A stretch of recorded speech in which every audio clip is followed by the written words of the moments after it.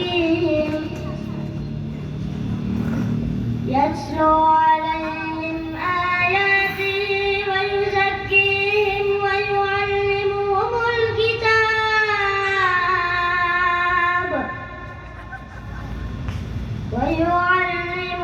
الكتاب والحكمة وإن كانوا من قبل لفي ضلال مبين.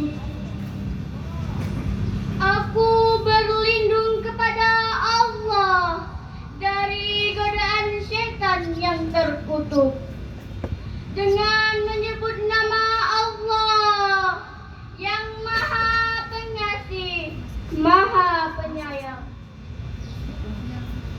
Dialah yang mengutus kepada kaum yang buta huruf seorang rasul di antara mereka yang membacakan ayat-ayatnya kepada mereka, mensucikan mereka dan mengajarkan mereka kitab dan hikmah.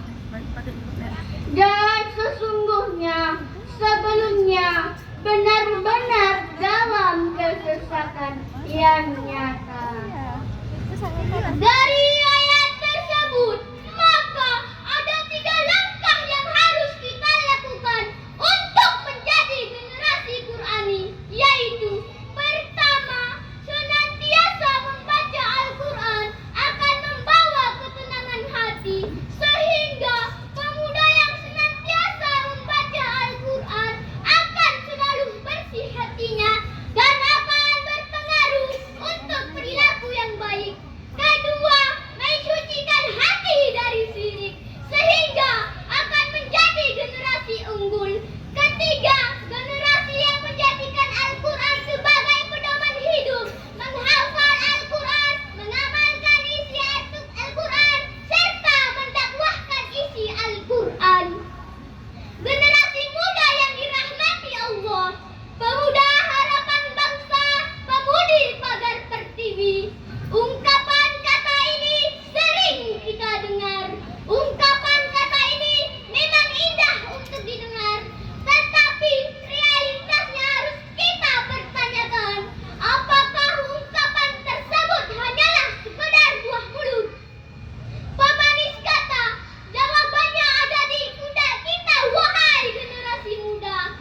Oleh karena itu, untuk menuju Indonesia bangkit, harus ada para pemuda bangkit untuk memulai seruan berdakwah menuju ketaatan Allah Subhanahu wa Ta'ala, sebagaimana firman Allah dalam Al-Quran surah Al-Imran ayat 104.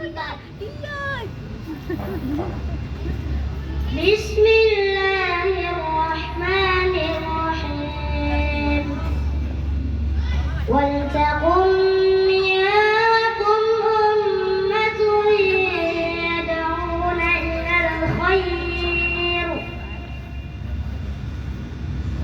Ummatun yad'una ilal khair wa ya'muruna bil ma'ruf wa yanhauna 'anil munkar. Wa ulaika humul muflihun. Shadaqallahul azim. Dan hendaklah ada di antara kamu segolongan umat yang menyeru kepada kebajikan, menyuruh kepada yang ma'ruf dan mencegah dari yang munkar. Merekalah orang-orang yang beruntung. Maha benar Allah dengan segala firman-firman-Nya. Hadirin